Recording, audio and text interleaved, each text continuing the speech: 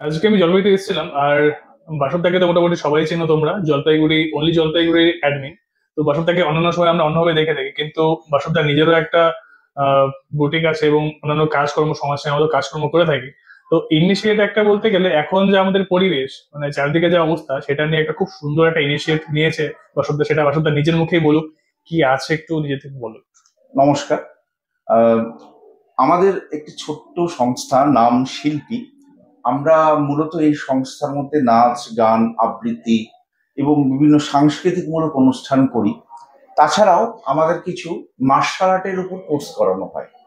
তো আজকে আমরা অনেক চিন্তা ভাবনা করলাম, আমাদের যে টিচার্সরা রয়েছেন সবার সাথে একটু আলোচনা করলাম যে পরিস্থিতির মধ্যে আজকে আমরা গোটা দেশ যে অবস্থার মধ্যে আছে, নতুন করে বলার কিছু নেই। তো আমরা একটা জাস্ট ছোট্ট ইনিশিয়েটিভ নিলাম যে দুদিনের একটা ক্যারাটের বেসিক্স, মানে বেসিক ওয়ার্কশপ। তো আজকে তার দ্বিতীয় দিন।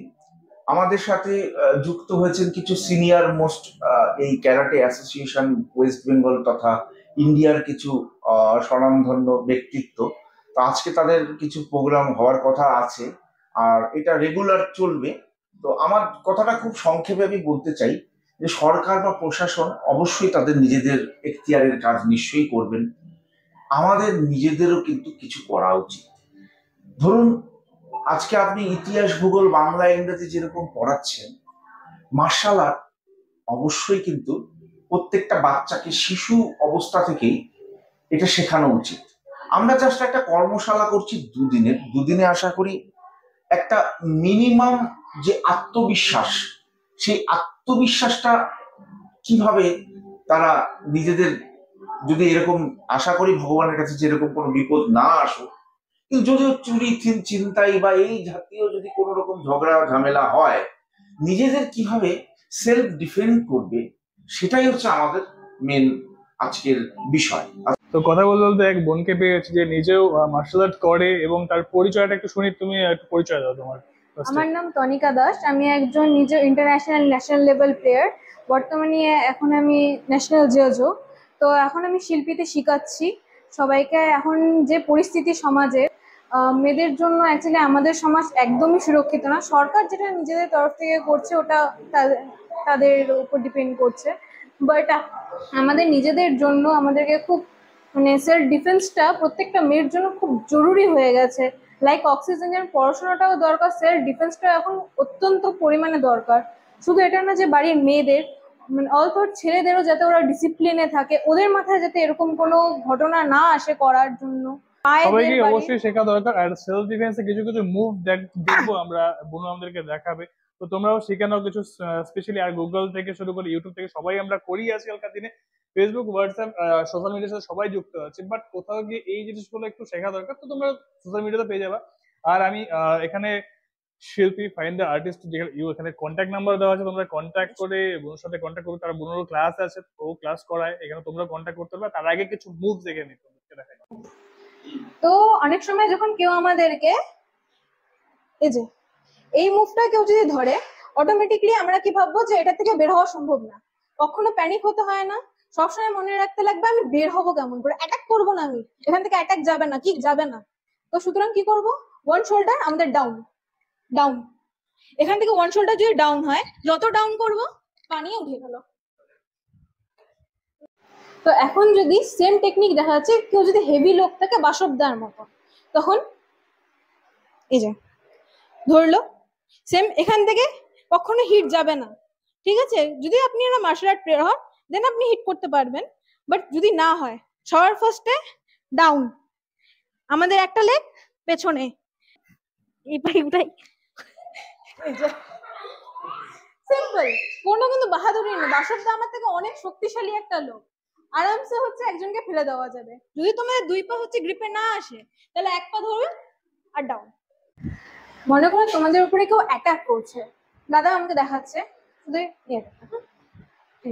ব্লক, কোনো পাওয়ার না, কোনো কিছু না, শুধু ব্লক। এই জিনিসটাই যদি আমি সোজা করে দিই ব্লক মারতে গিয়ে, কারণ ক্লোজ কম্ব্যাট ফাইট হয়, দেন দাদার হচ্ছে চোখে লাগবে।